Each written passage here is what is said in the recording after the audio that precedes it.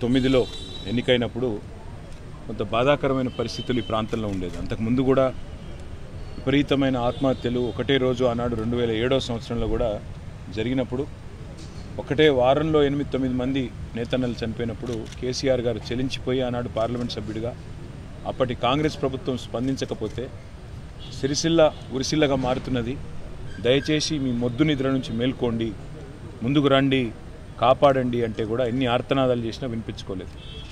ఆనాడు కేసీఆర్ గారు స్వయంగా మా పార్టీ నుంచి ఒక 50 లక్షల రూపాయలు తీసుకొచ్చి ఇక్కడ సూక్ష్మ రుణాలు ఇచ్చి ఆ పద్మశాలి సమాజాన్ని ఆదుకునే ప్రయత్నం చేసినారు.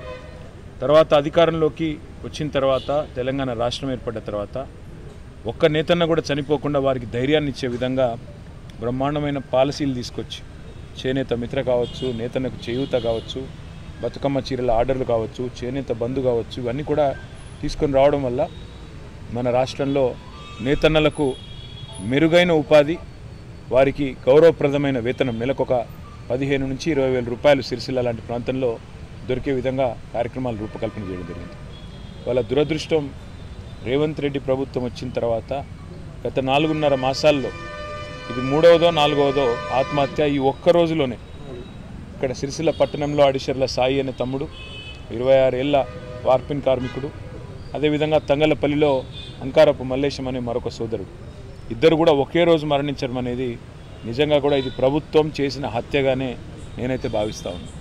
ఎందుకంటే బాగా నడుస్తున్న పరిశ్రమను కేవలం కేసీఆర్ మీద కోపంతో, కేటీఆర్ మీద కోపంతో, నా నియోజకవర్గం అనే కోపంతో వాళ్ళ రేవంత్ రెడ్డి ఆయన ప్రభుత్వం ఈ రకంగా వేధించడం, మళ్ళీ దాని పర్యవసానంగా ఇవాళ ఆత్మహత్యలు జరిగే పరిస్థితి రావడం, మళ్ళీ తిరిగి సిరిసిల్ల ఉరిసిల్లగా మారే పరిస్థితి రావడం అనేది నిజంగా చాలా చాలా దురదృష్టకరం.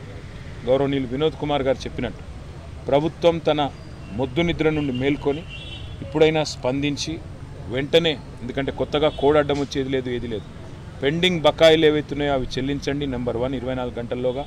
రెండవది, మీరు దయచేసి మానవతా హృదయంతో, ఎందుకంటే ఇప్పుడు రాజకీయాలకు సమయం కాదు, మానవతా హృదయంతో మీరు వెంటనే బతుకమ్మ చీరల ఆర్డర్లు, రంజాన్ చీరల ఆర్డర్లు, క్రిస్మస్ చీరల ఆర్డర్లు, స్కూల్ యూనిఫామ్ ఆర్డర్లు మీరే డైలాగులు కొట్టినారు. 365 రోజులు పని కల్పిస్తామన్నారు. మరి ఆ 365 రోజుల్లో ఇప్పటికి 100 పైచిలకు రోజులు ఇక్కడ సాంచలు బంద్ ఉన్నాయి. కాబట్టి ప్రభుత్వం తన మొద్దు నిద్ర నుంచి మేల్కొని ఈ ఆత్మహత్యలతోనన్నా కనీసం జ్ఞానోదయమై వెంటనే స్పందించి ఆర్డర్లు కూడా ఇవ్వాలి. ఎందుకంటే దానికి ఎలక్షన్ కూడా అడ్డు రాదు. ఇదివరకే జరిగిన కార్యక్రమం కాబట్టి, కొత్తగా తీసుకునే నిర్ణయం ఏం కాదు కాబట్టి, యథావిధిగా ఇచ్చే ఆర్డర్లు కాబట్టి దసరాకు బతుకమ్మకి ఇప్పటి నుంచే ఆర్డర్లు కనుక ఇచ్చినట్టయితే కార్మికులు బతుకుతారు, ఒక ఆశ వస్తుంది, విశ్వాసం వస్తుంది. తదనంతరం మీరేం చేయదలుచుకున్నా, కొత్త పాలసీ తీసుకోదలుచుకున్నా తీసుకోండి.